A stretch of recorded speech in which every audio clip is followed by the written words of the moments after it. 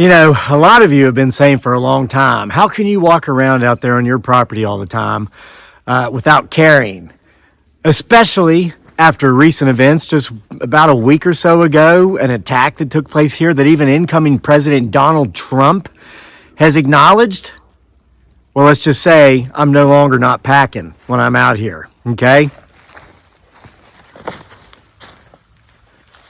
Especially in light of this new knowledge, I'll tell you, I took a day off, so I had 500 emails this morning to go through instead of just 200 to 250. And a lot of you folks sent in some very key information that got me going in a direction that I think I've kind of overlooked. And we're going to talk about that because a lot of this drone deadly fog stuff is making a lot more sense now than it was before. But I'm going to show you what I've got here as part of this video. This is the Weaver Tactical Multi-Firearm Carrying Case. It's military grade and it can clearly, obviously be used as a bug out bag as well. Now, it's starting to actually snow here, so I'm going to try to speak over the drizzle coming down. Trust me, that which I carry in this is within sight and reach of me right now. I took them out for the purposes of this video because this is social media and we got to be careful what we show. All right, so we'll call this a pew-pew case.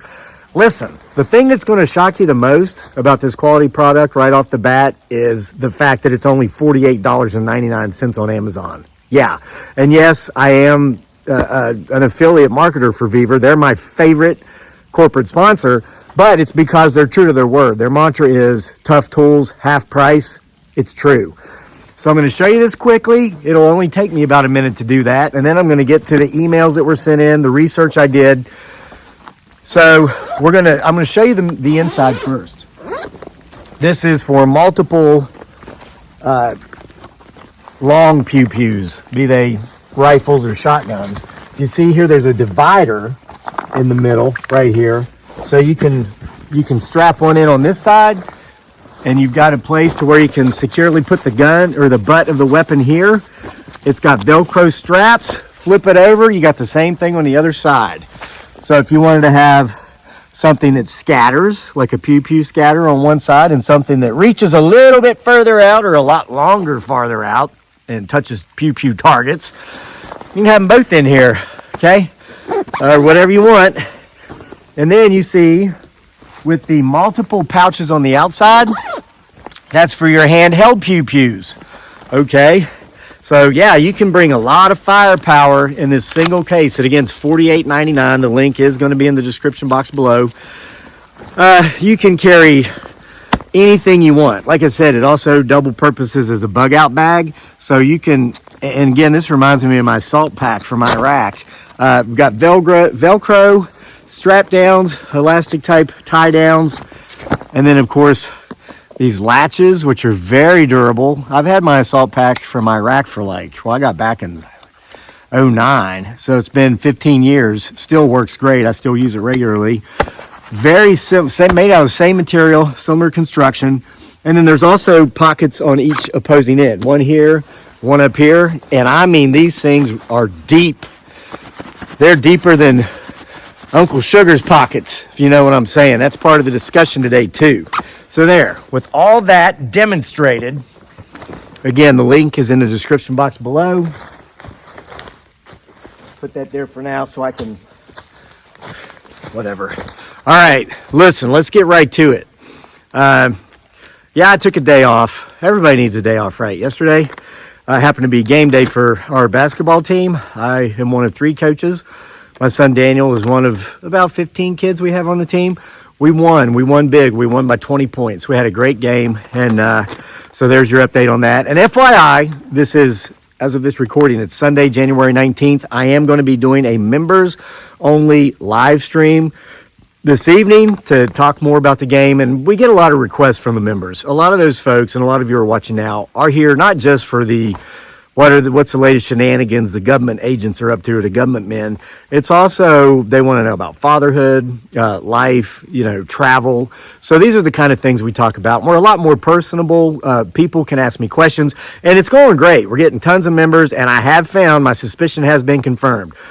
People who pay $6 a month to be a member and to be able to access me in a live stream personally are a lot less hesitant to tell me how much I suck and make threats to me and my family. Haven't had any of that happen. It's a great group of members. We'd love it if you'd join us.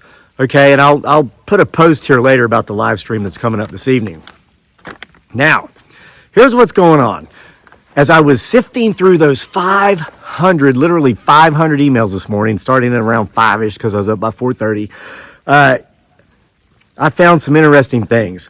Dead or unalived birds has kind of been a theme here ever since a couple of weeks ago when 7 of my 8 quail were unalived as this mysterious fog rolled in. Again, trolls, bots, government shills have attacked me for that video. They attacked me for the drone attack video, which is now gone.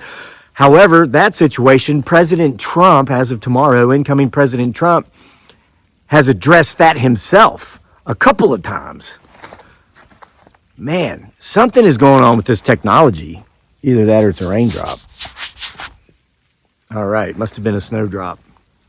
Bear with me, folks. I'm going to try to get this done before the storm comes in. We are supposed to get 3 inches of snow today here in Central Virginia. So anyway, let me read a couple of emails.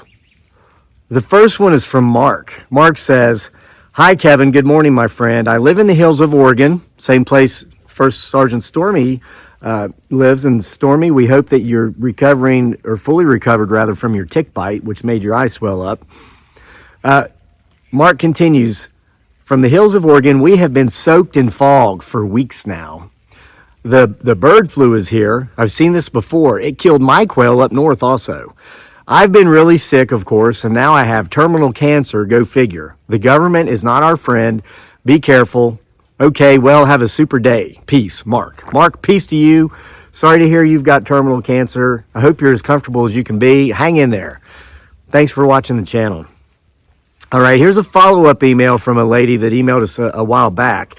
She just mentioned, and she wanted to be kept anonymous, she mentioned that just yesterday, her and her husband were hiking on familiar trails to them, and they found not one, not even two, but 3 dead birds on a trail where they've never seen any unalived animals. And she's suffering terribly from exposure to the fog. For a few days, her husband had to do literally everything for her because she was pretty much incapacitated. All right. So here's the big one. This is kind of what led me to what I'm going to talk to you about big time here. Another person wished to be anonymous. They sent me a message in regard to waterfowl, which, ducks, geese, that sort of thing, in Plymouth, Massachusetts, that were like deadly ill. Many of them have died. Not all of them have died, but they're suffering. And I started digging around in that because this person definitely didn't want to be identified. They definitely didn't want to have any way to trace them back or trace this information back to them. I just Googled it and I found a Facebook page called All Things Plymouth. So I guess if you're in the Plymouth, Massachusetts area, you have a town Facebook page, and you can go on Facebook after you're finished with this video, and find this page, and they've got, I think it was pinned at the top of the page, there's a major concern there because a lot of the geese are struggling, and they had video footage of these beautiful birds that are suffering from some sort of mysterious illness, and it sounds like these illnesses set in after the fogs rolled in, or were sprayed in, or however they got there. Now, you may have also heard that in Georgia, all, what do you call livestock that are like, that it's like chickens and turkeys and all that? Poultry, that's what it is. All commercial poultry operations in Georgia, as of this recording, has been suspended because of massive outbreaks of bird flu in Georgia. I check multiple sources because I know the lamestream media is bought and paid for, and they do have agendas, and so they bend their information. However, they want it bent, and that's based upon who's paying them, right? Who bought them. So I hate to even use this as the trigger alert. Gotta wipe my nose like a 3-year-old. I didn't bring a tissue. Yeah. So listen, if you unsubscribe for whatever reason, save me the 3,000 word long essay. I don't care. Neither does anybody else. And yeah, I bring that up now because Got a 3,000 word long essay once by some prude who was unsubscribing because I wiped my nose like a 3-year-old instead of bringing a tissue. Well, we'll get into that more here in a minute. So anyway, this is from the Communist News Network, also known as CNN. Some people, the voice of that one guy who passed away recently, says the most trusted source of news. Or, yeah, right. No, it's not. All right, anyway, here's what they said. And the reason I copied and pasted this is because basically all the outlets were saying it. It says the number of flocks with bird flu in the U.S. nearly doubled in December compared to the month before. And strangely, we started seeing these drones and orbs and plasmoids late November and through December.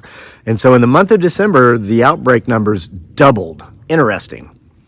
According to the USDA, okay, 122 commercial and backyard flocks tested positive, up from 62 in November.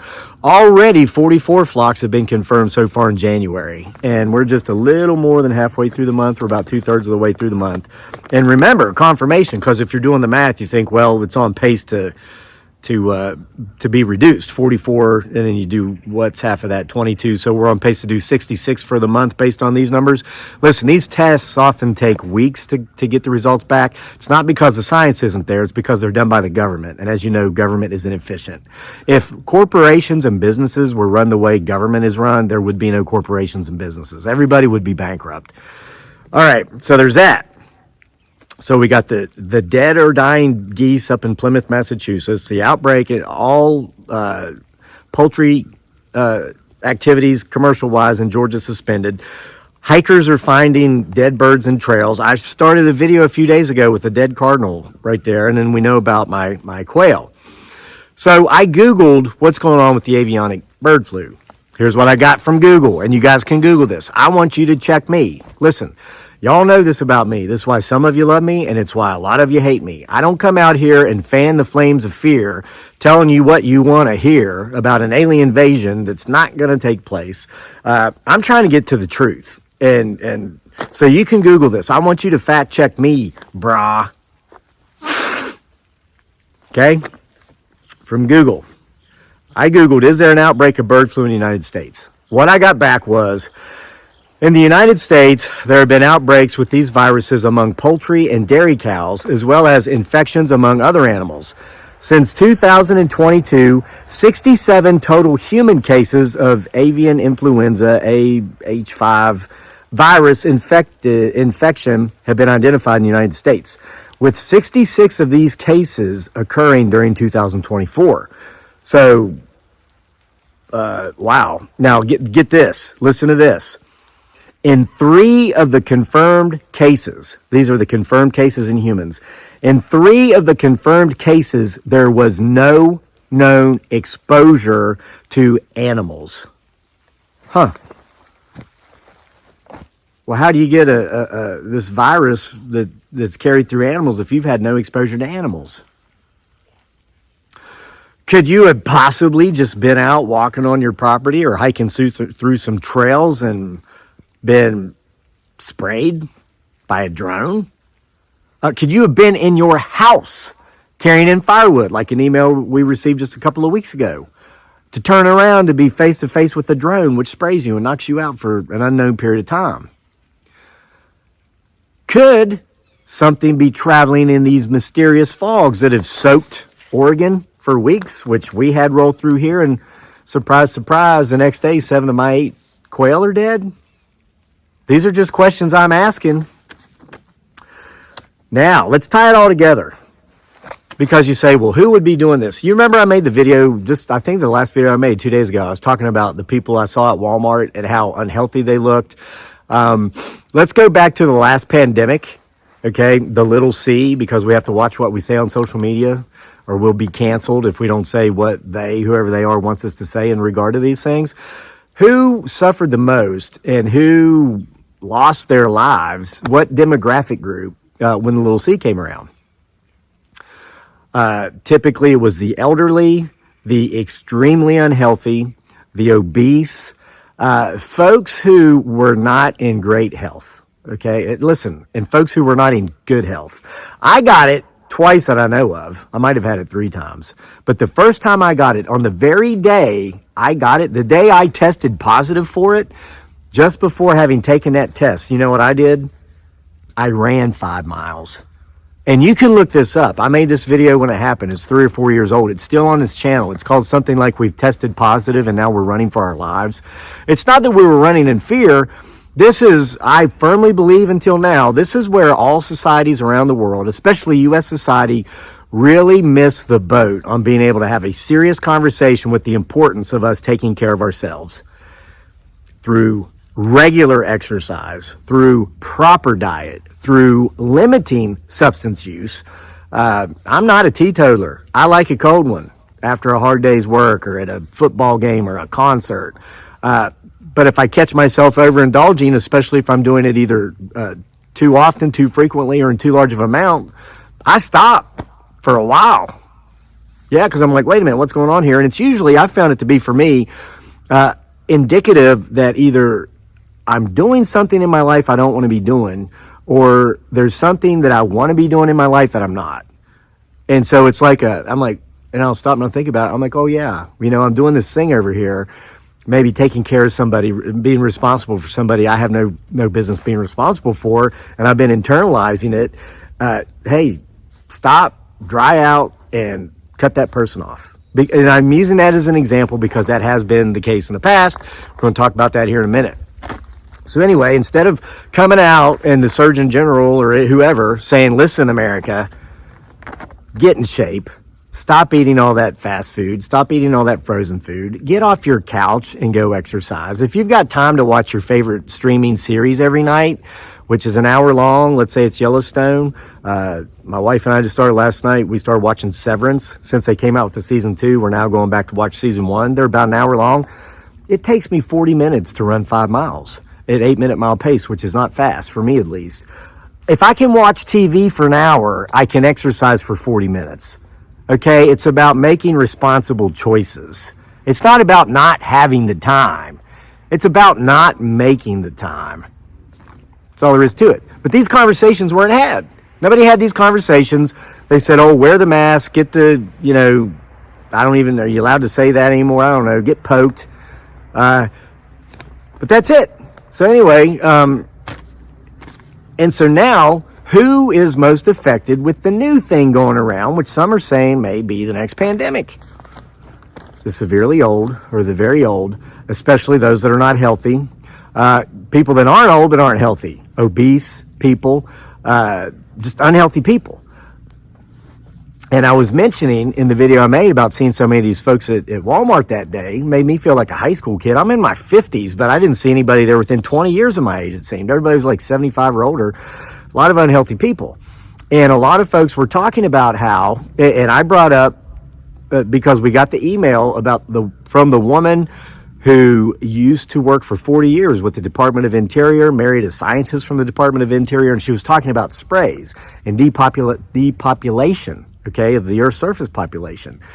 And who is it that, let's say this is true. I'm not saying it is, but let's say this is true. The cabal, the power elite, want to get rid of 60% or 70 or whatever. Who do they want to get rid of? Well, it's pretty obvious. They want to get rid of non-producers.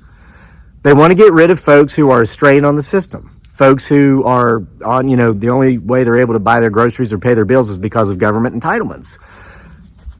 Now, let me move on, because someone else who wishes to remain anonymous brought me to this study from the 60s, I think it was 1966, called the Cloward-Piven strategy. Cloward-Piven. Let me explain this to you briefly, as I understand it. And again, Google this. I'm going to show you how it's spelled. Right here. Cloward-Piven. So there were these 2 PhD college professor types, I think from Berkeley, go figure, in 1966, Dr. Cloward and Dr. Piven. They decided they wanted to eradicate poverty. Okay, and they figured out a way to do it. I'm summarizing this in short for you. They basically determined that if the government, which has all this money, these folks think, and of course, where does that come from? Listen, there's nothing that's government funded Everything is taxpayer funded. So you'll hear people throw that word government funded around. They say, oh, well, it's a government funded program, so who cares? It's only, $500 million, but it's government funded. So, or, you'll hear people that work in academia talk about, well, I got this grant to go do this thing. It's $100,000. That's a nice little chunk of money. And, hey, why not go down there to the Bahamas while I'm doing my research and splurge on, all this stuff? Cause, it's grant money. I mean, it's government funded. Well, where do those government funds come from? They come from people like me and most of you who actually work, earn, and are heavily taxed, overtaxed in some cases. All right, so here's what Cloward and Piven decided in their intellectual elitist minds in the 60s.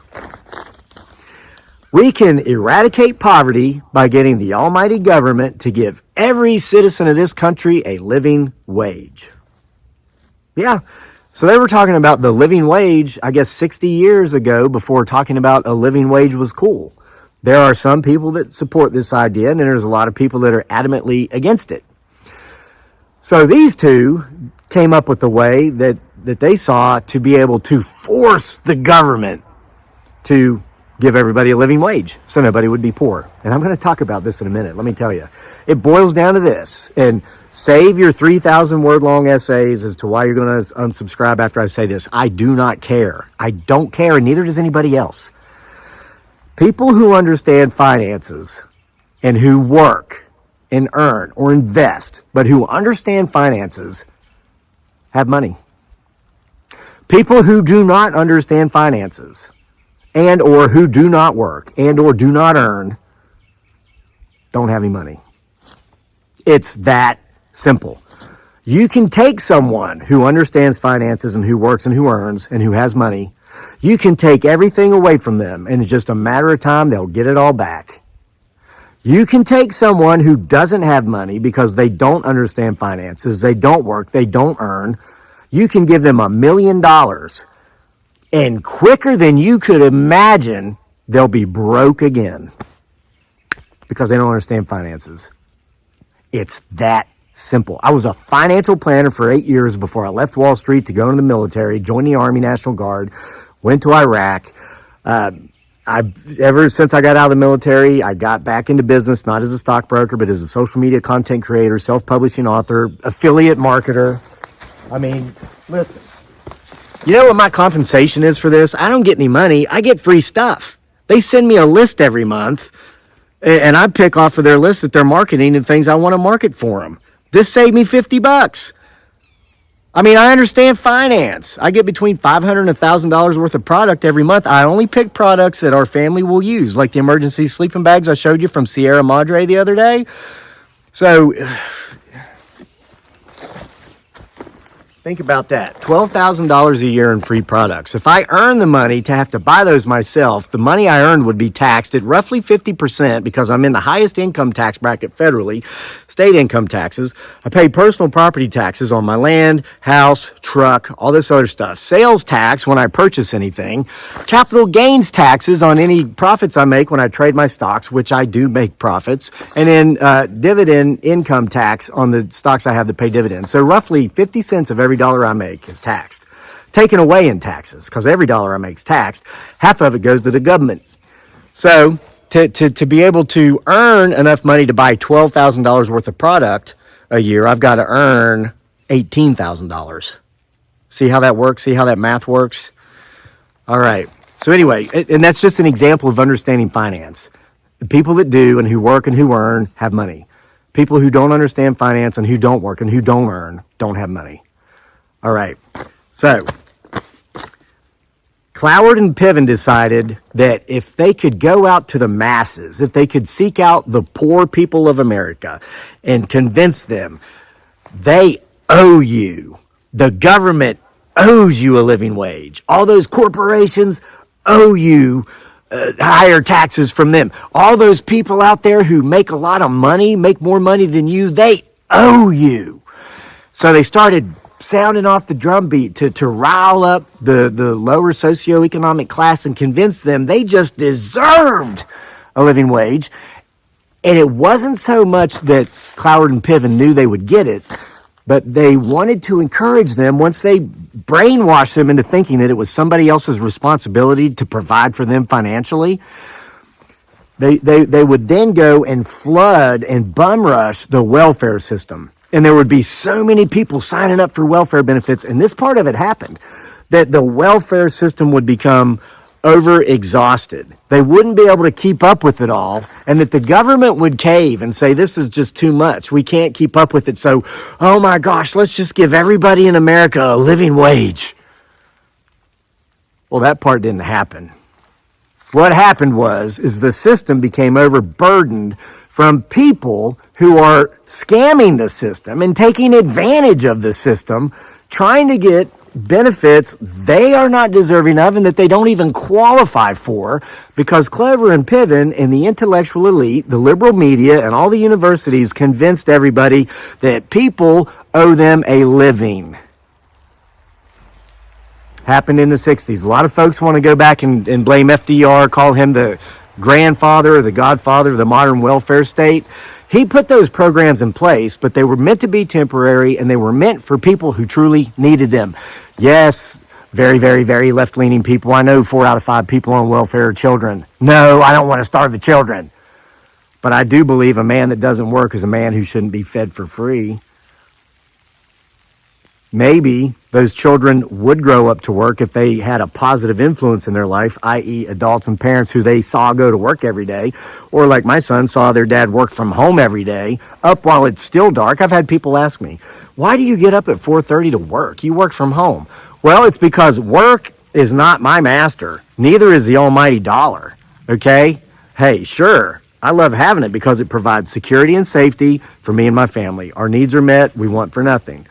But what's most important to me is that family of mine. That's why I work, do the work I do, not just so I can provide for them, but so that by like 9:30 or 10 a.m., I mean, look at this. I'm making my video at 9:35 a.m. I'm going to upload this. That takes all of 5 minutes, and I'm done by 10:30. My wife usually sleeps in quite a bit later than me. I mean, who the heck gets up at 4:30? Me and the chickens. I mean, after I wake the roosters up to make them crow. That's so I can spend the rest of my day with my family, because that's what matters to me. That's what's important. All right, so now think about this. Think about Cloward-Piven, okay, and this idea of, hey, let's encourage the have-nots to get this entitlement mentality, have them go after the haves, have them sign up for welfare en masse, and so the system will become so overburdened, the system will just start paying everybody a living wage. Well, that part of it, again, never happened. So what might the system do to shut those people up? Well, shoot, if they weren't there in the first place, they wouldn't be able to clamor and cling and clack and scream about how it's somebody else's responsibility to provide a living for them and their however many kids they choose to have. Hey, I see it. Do you think the guy that went to Harvard or Yale, or the woman, that went to Columbia and she's been out there busting her butt to make it to the top level corporate CEO of whatever corporation she works for that pays her $500 million a year? How do you think she feels, people pointing fingers in her face? And hey, let's say she grew up in a trailer in Appalachia or in the Deep South, a very repressed area, and people are telling her about all of her privilege and why she had it so much easier than they did. She probably gets pretty sick of hearing from people that she owes them a living. So let's say there's something in the fog. Let's say it's being spread through nefarious means. Do you think the people that are going to benefit from hey, and you know what, most of those people, there's a correlation between income and fitness and health. You don't see, there's all these stereotypes. You got the rich fat cat down in Texas that owns all the oil wells going around puffing his cigar. Let me tell you, the wealthy people I know, and I know a lot of them, could outrun most folks watching this video. They could outrun me when I'm in shape, because they know that health is wealth.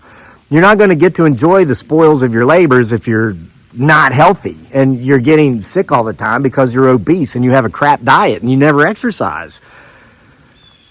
Okay, and I'll bring it down a level. Let me tell you this, and I'm going to end with this because here I am once again going on for 30 minutes.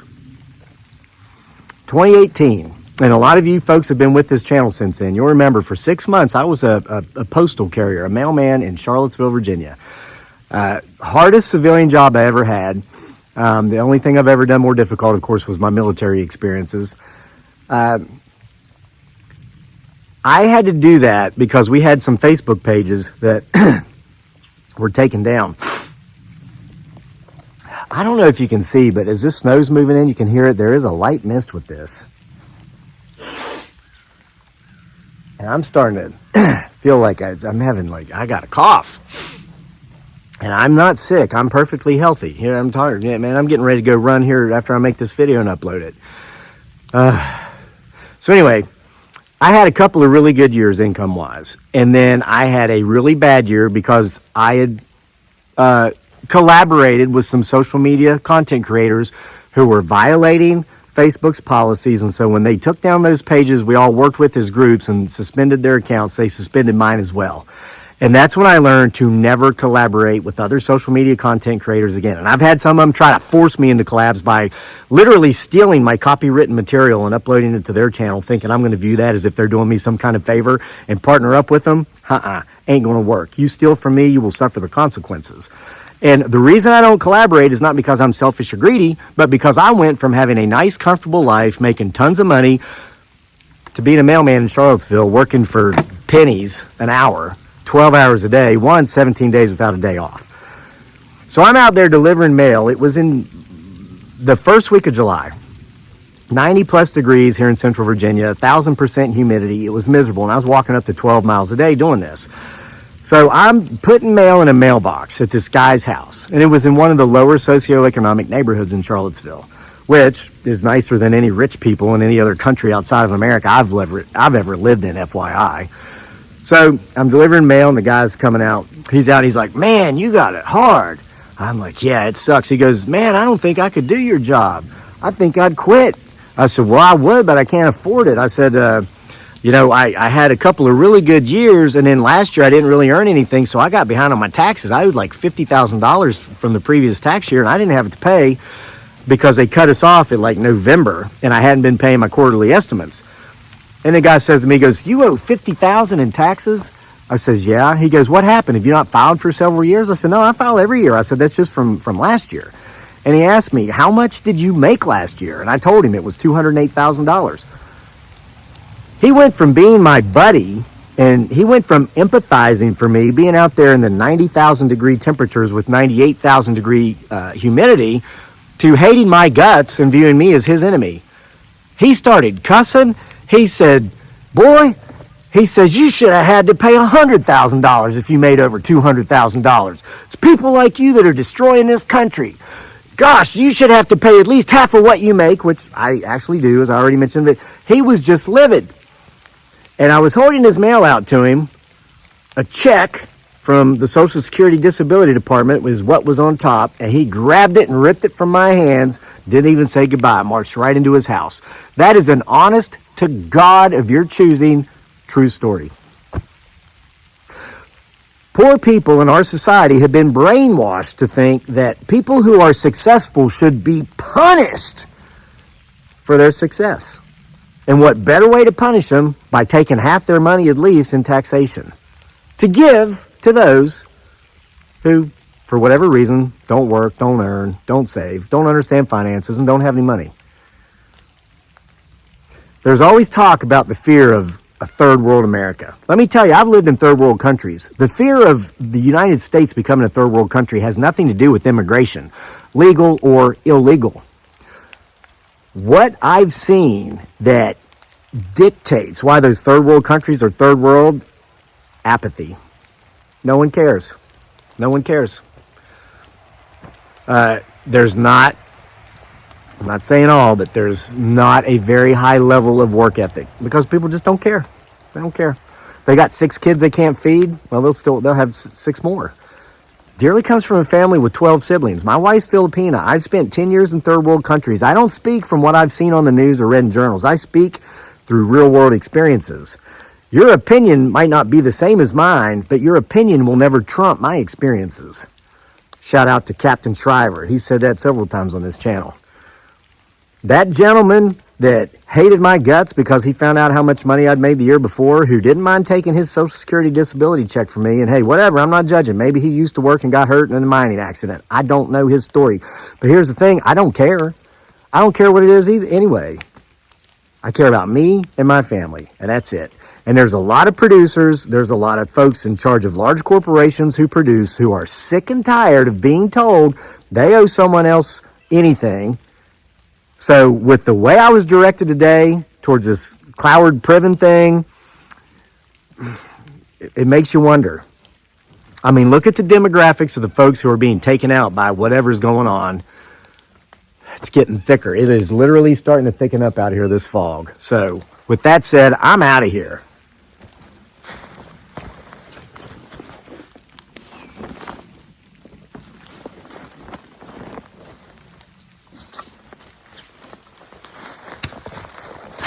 See you for more next time.